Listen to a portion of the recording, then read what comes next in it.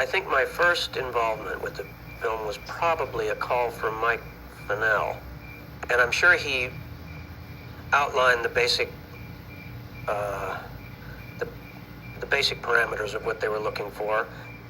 Joe and maybe Mike too had an interest in stop motion. A lot of the people who make these pictures, you know, grew up with these Ray Harryhausen films, and they have a certain soft spot for that look. Although a lot of times, you know, it ends up not actually being used by some of these filmmakers now that they're making movies. But in any case, I think it was not just that they had a disposition to the look of stop motion, but I think they actually had a real problem in having these werewolves move about in their movie, because in the initial conception of the picture, there was apparently tested but rejected for use a werewolf costume that they suited up and camera tested, and I never saw the test, but I was told that it looked like a guy in a bear suit or something, and was felt to be, I'm sure, you know, too literal and too stiff or something. So they decided, probably because they would have been restricted by the human anatomy of somebody in a costume, to try something different. And they had built for them, I'm afraid I don't remember who it was, they built a large 7 or 8 foot tall, like, kind of a lever-controlled, lever-action werewolf full-size mannequin, which looked something in proportions to this puppet that I made later on. In other words, although I shortened and fattened the legs somewhat when I made this puppet, the plan that they outlined to me was to shoot this full-size figure, operating it with sticks out of the elbows from behind, and a lever attached to a fulcrum behind it to make it rear up and so forth, that they intended to use this, and I'm sure it had some mechanical controls in the head and so forth. I saw the thing on the stage one day. I didn't examine it too closely. But in any case, they probably felt they could get some kind of verite action scenes with this full-size thing. But obviously it was stuck to a stand, and it couldn't actually walk around and this sort of thing. Not that that might not have been made possible through blue screen and rod puppetry and these kind of things, but they weren't prepared to do that. But they felt they would have had to have some scenes where the werewolves were seen in the complete surround, where they could walk about and so forth. And they felt, since this was the look of their werewolf, not something that a person could be suited up in a costume to duplicate in proportions, that they would probably have to use stop motion, whether, you know, I'm guessing they might have not minded stop motion, but even if they did, I guess that was the only alternative in those days they could imagine. So they got a hold of me, maybe because of John Davison, who I knew in those days, and he might have told them to call me, I don't know. In any case, I began to make this puppet. Roger Dicken, who is an English effects man, he sculpted most of this under my direction at the studio I had in Burbank, and it was based, as I say, on this big Baku-style rod puppet.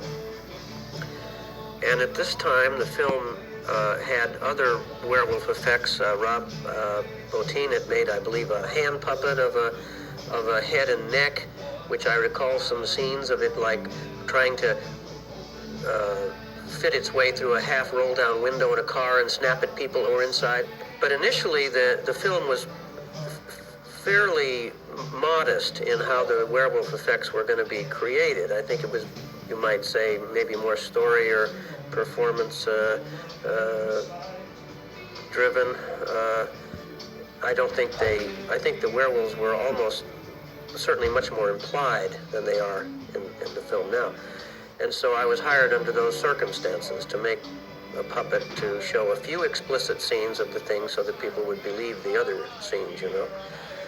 Specifically, they asked me to do a scene of the werewolves in one of the scenes in the picture being locked in a barn, and then the barn being burnt down with them inside. Well, sometime during this period, the film was reviewed by the studio, and they decided that they would like to have another try at doing the werewolf suit idea. And at this time, I think Rick Baker and Rob Bottin had began looking very aggressively at the problem of how to actually create a physical morphing effect with a man into a werewolf, where they could actually do jaw extensions and hair being pulled through in reverse and all of these ideas. I think Rick and Rob sort of kicked these ideas back and forth, how an actual transformation might be affected on camera, of course with the cuts, but actually seeing it rather than doing it with dissolves and things like the old days. That was a big reason, I'm sure, that the film is still talked about today, were the on-screen transformations of the world with Dee Wallace watching. And none of this was really in the wind when I was hired. I mean, this was something felt that for interest, and I'm sure for production value, they were going to create these brand new scenes, and a whole new suit was constructed and so forth. And I'm sure it intercut badly.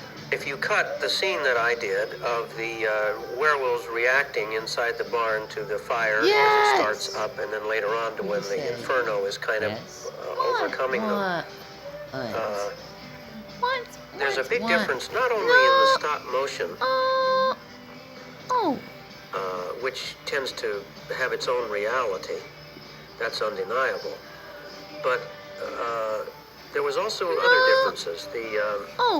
In the look of the lighting of the barn, I recall their lighting was much more low-key, more blacks and deep umbers and things, where the light was falling off. Whereas in mine, because I was assuming the flames were going pretty strong, I had it really kind of overlit by comparison to the way they lit their actual barn interior. So you had lighting mismatches as well, I think, and in any case, the scenes that I did were delivered and paid for. They seemed to like them. And as an afterthought, I had done a scene, it wasn't even on the budget, of a plate that I made when they were shooting at Griffith Park one night. Of just they had a fog machine blowing heavy fog around, and I shot a plate of it. And I did a scene of the werewolf standing in front of this. It's the only thing that survives of the work that I did in the picture. And it's used in a kind of a montage. It's kind of like the center element of a three-element dissolve. I don't think it ever completely comes into full exposure. It's just a fragment of the three werewolves, sort of one of them baying up at the moon, presumably, at the very end of the picture. So they got some use out of the puppets that were made, but of course the bigger scenes that I worked hard on weren't in the picture. And Mike had the unpleasant, distasteful job of calling me the studio and telling me that that they had decided that it wouldn't really be appropriate for the picture, But I talked to Joe in later years, and I think we were all pretty clear about what happened. Although I never did work for them again. Excuse me, miss.